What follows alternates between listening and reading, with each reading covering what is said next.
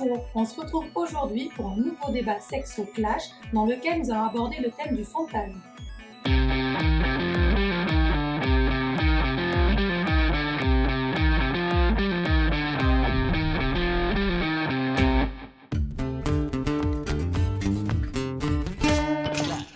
Alors aujourd'hui, Océane, nous allons parler du fantasme. Est-ce que tu sais ce que c'est qu'un fantasme? Un scénario imaginaire. Alors c'est une rêverie sensuelle, sexuelle, où nous pouvons être actifs ou passifs. C'est-à-dire que soit tu y participes, soit tu regardes ce qui se passe, mais tu es présent dans la scène. Ouais, en gros, tu es metteur en scène et acteur, quoi. Tu as bien résumé. C'est un élément moteur de notre libido. Par nos fantasmes, on réalise nos désirs inconscients, nos tabous, nos angoisses, nos refoulements. C'est notre créativité sexuelle.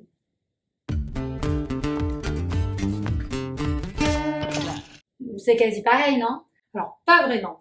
En fait, le désir, il est contrôlable. C'est-à-dire que tu es conscient de tes envies et tu les choisis. Alors que le fantasme, lui, il est inconscient. Donc, tu ne le décides pas, il vient à toi. Nos fantasmes nous viennent de notre inconscient et sont d'origine lointaine. Ce sont des interdits, des valeurs, tout ce qui va à l'encontre de notre morale, en fait. Oui, donc de notre éducation. Oui, mais pas que. Ce sont aussi nos valeurs, nos croyances et notre enfance. Et avec nos fantasmes, nous bravons nos interdits. Ouais, c'est une petite crise de rébellion, quoi. Ouais, c'est ça, t'as bien résumé. Je vais te faire un petit retour sur les bancs du collège et on va parler de Freud. Car selon lui, notre inconscient est divisé en 3 parties. Ouais, moi, ça me rappelle mes cours de philo et j'étais passionnée. Ouais, donc tu vas sans doute connaître et savoir de quoi je vais te parler. Il nous parlait donc du ça, du surmoi et du moi. Donc le ça, c'est nos pulsions les plus profondes, l'origine de nos fantasmes, notre créativité qui va souvent à l'encontre de notre morale, de l'éducation que l'on a reçue, de nos valeurs et de nos croyances. Puis le surmoi. Le surmoi, lui, c'est la raison. C'est la censure, le garde-fou qui nous est transmis de par notre éducation et nos valeurs également et qui te dit « attention, ça c'est pas bien ». Puis après, tu as le moi qui, lui, est notre équilibre.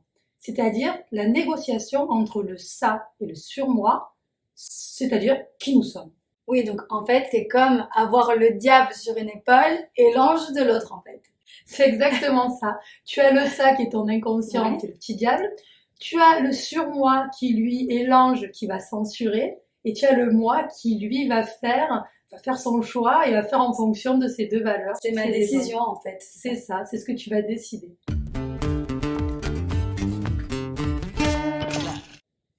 Moi, je parle pas toujours de mes fantasmes à mon partenaire. En fait, tout dépend de leur nature. Pas tous les fantasmes sont entendables. Avant d'en parler à ton partenaire, il faut quand même que tu te poses certaines questions. À savoir, est-ce qu'il est capable de l'entendre? Est-ce qu'il est capable de ne pas le juger? Et surtout, est-ce qu'il va l'accepter? Si ce n'est pas le cas, si c'est pas entendable ou acceptable pour lui, c'est peut-être que vous n'êtes pas au même stade et qu'il ne serait peut-être pas apte à entendre tes pulsions intimes. Ça pourrait peut-être créer même un éloignement. Ça pourrait même lui donner un jugement, car c'est peut-être hors de son système de valeurs et de croyances. On revient encore à notre éducation, nos croyances, nos pulsions les plus profondes. Ça pourrait même le rendre jaloux. Parce que certaines personnes pensent qu'un fantasme, c'est conscient. Or, on a bien vu que le fantasme était inconscient, il ne se maîtrise pas. Et ça pourrait peut-être même décroître ton désir, puisqu'en fait, une fois que ton fantasme sera dit, il est verbalisé, il devient réel, ben, tu en auras un petit peu moins envie parce que ce ne sera plus ton petit jardin secret en fait. Parlons des bienfaits du fantasme. Alors, ils maintiennent une excitation érotique parce que par ton imaginaire, tu vas travailler et ça va maintenir cette excitation. Ils compensent aussi la réalité parce que des fois, il y a un énorme écart entre ce que tu imagines et ce que tu fais. Ils évitent aussi la routine, la lassitude qui peut s'installer dans le couple au quotidien. Ils peuvent également, alors ça c'est étonnant, mais en fait c'est vraiment concret, rétablir une estime de soi.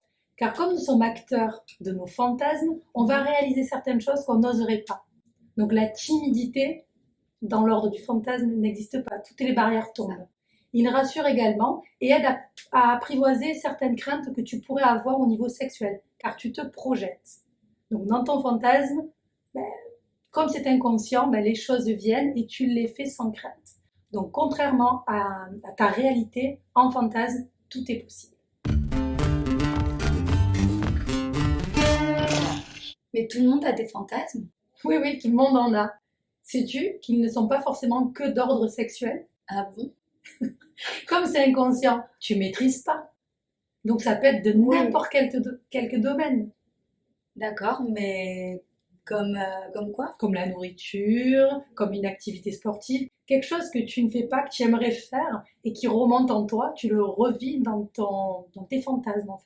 Ah d'accord, moi je pensais que c'était que sexuel, et pas du tout sur un autre sujet, d'accord. Non, ton imaginaire est très très grand, donc laisse-lui la place. Après, tu peux ne pas t'en souvenir, mais on fantasme sur plein de choses. Une paire de chaussures, un super sac, une voiture. T'as jamais rêvé d'avoir une super voiture, d'avoir une Si, vie? si. Ben, c'est un fantasme. Justement, j'ai une question à te poser. Doit-on les réaliser? Bah, maintenant que tu me le dis, c'est vrai que dans ma vie, j'ai déjà réalisé des fantasmes et finalement, c'était pas à la hauteur de mes attentes, on va dire. Mais il y a d'autres fois où j'avais pas forcément l'impression que c'était un fantasme et puis finalement, c'était tellement génial que je me suis éclatée, quoi. Donc, moi, je pense qu'il faut réaliser certains fantasmes quand même. Donc c'est vrai que quand tu le réalises, automatiquement, tu vas faire une comparaison entre ce que tu t'imaginais, ton inconscient, C'est ça. et la réalité quand Oui. tu l'as fait. Donc des fois, ça peut être super excitant, vraiment à la hauteur de tes espérances, et des fois, ça peut être décevant parce que tu t'imaginais quelque chose de waouh, et finalement, pas tant que ça. Ouais. Alors après, moi, j'ai quand même envie de prendre le risque, je reconnais. Oui, il y a J'ai pas envie de de mal à faire du réaliser bien, mes fantasmes. et tu as bien raison. On vient de voir que tout le monde a des fantasmes. On a vu aussi que l'on compare le fantasme par rapport à la réalité quand on le réalise. Mais ce qu'il faut retenir avant tout, c'est que le fantasme nous donne une énergie positive. Donc, n'ayez pas honte ni peur, ayez des fantasmes. Je vous dis donc à bientôt dans un nouveau débat sexo Clash.